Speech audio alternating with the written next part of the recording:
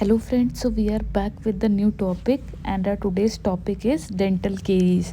This is a very important topic. The term dental caries was a Latin word which means the decay. So the dental caries is an irreversible microbial disease of calcified tissue of the tooth characterized by demineralization of the inorganic portion and destruction of the organic substance of the tooth, which often leads to the cavitation. This definition was given by Schaeffer in 1993. The first reported term for caries was given in 1634, and around 60 to 90% of the school children are having dental caries. This is a very important topic because this is a dental disease which is very common in children as well as in adult. So today we will discuss its etiology, its pathophysiology, the factors involving, and how to diagnose and treat the dental caries. So the main factor responsible for dental caries is biofilm or the dental plaque. Now coming to the etiology of dental caries, there are basically primary factor and secondary factor responsible for dental caries. Primary factor includes dental plaque, substrate and tooth. Whereas the secondary factor involves maintenance of oral hygiene, microorganism, salivary factor, diet factor and fluoride content. And in substance, the type of carbohydrates, its chemical composition, its physical property, its oral clearance and its frequency. And in tooth, the fluoride concentration of the tooth, age of the tooth, morphology of the tooth and the composition of the tooth. These all are the factors responsible for the occurrence of dental caries. So we have Keyes model for dental caries that we will discuss in the second part of this lecture, where we will discuss about the Stephen curve, classification of the dental caries and different theories of dental caries in detail. As we know that when the microorganism fermented the carbohydrate, it produces lactic acid, which leads to the demineralization of the tooth and which further leads to the caries formation. So coming to the pathophysiology of dental caries, as we know, the major factor responsible for dental caries is dental plaque, in which microbes are present. So the most common microbes for dental caries is Streptococcus mutans and Streptococcus sobrinus and Lactobacillus. We have two hypotheses, that is specific plaque hypothesis and non-specific plaque hypothesis. A specific plaque hypothesis stated that we have specific microorganism in the oral cavity which cause the dental caries.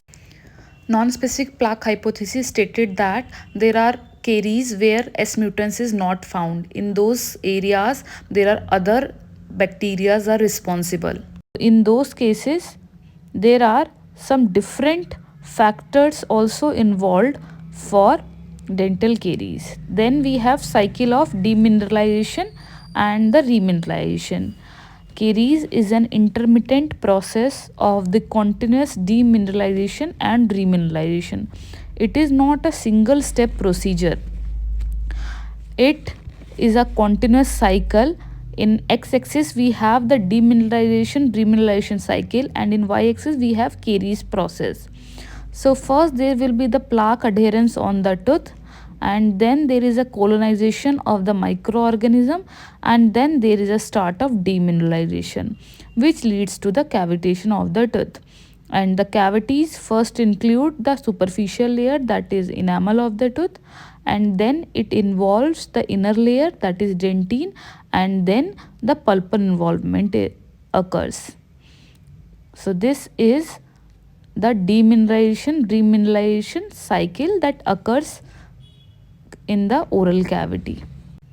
Then we have the main factor, the two main factor responsible for dental caries is dental plaque and the diet. Then coming to the zone of enamel caries, when the caries occur, there are formation of different zone.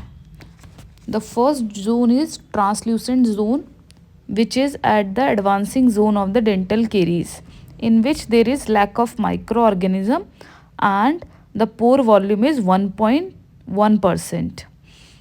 Then the dark zone. Dark zone is the second zone from inside and the pore volume is 2 to 4% and there are fewer microorganism present. Then the body of the lesion, it is the main zone where the microorganisms are found and it is a zone of demineralization and there are minimal nutrients and there is formation of leathery dentine. Then the surface zone, which is the clinically visible area where there is necrotic zones and microbes are found. This is the zone of dental caries in the superficial layer of enamel, which is clinically visible and can be seen with the naked eye. Then coming to the history and the physical property of caries, the first clinical sign of dental caries is white spot, which determines the enamel surface demineralization. Then we have whether the caries is active or inactive. It depends on the location. Location, we have the plaque stagnant area and the location around the gingival margin where the plaque accumulation is very common. Then we have aspect, whether we have white discoloration or the brown discoloration. Then we have matte finish or the shiny surface. Then we have texture, whether the surface is rough or smooth.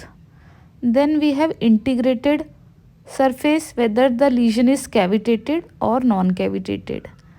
Then we have the gingival bleeding on probe is present or not. So the active lesion will have the present at plaque stagnant area. It will be whiter in color, matte finish, rough in surface, cavitated lesion. Whereas the inactive is brown lesion, shiny lesion, smooth lesion, non-cavitated lesion. Then we have the different type of caries, the root caries which occurs in the cementum of the tooth and it is extensive but it only involves 0.5 to 1 mm of the root surface.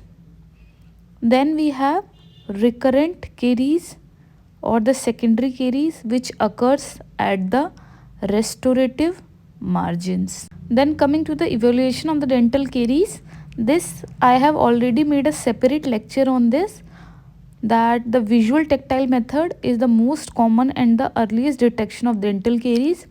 Then we have radiographs like fiber optic transillumination, dye fiber optic transillumination. Then we have ICDS system, which is a 6 category system where the higher the score, the advanced is the lesion.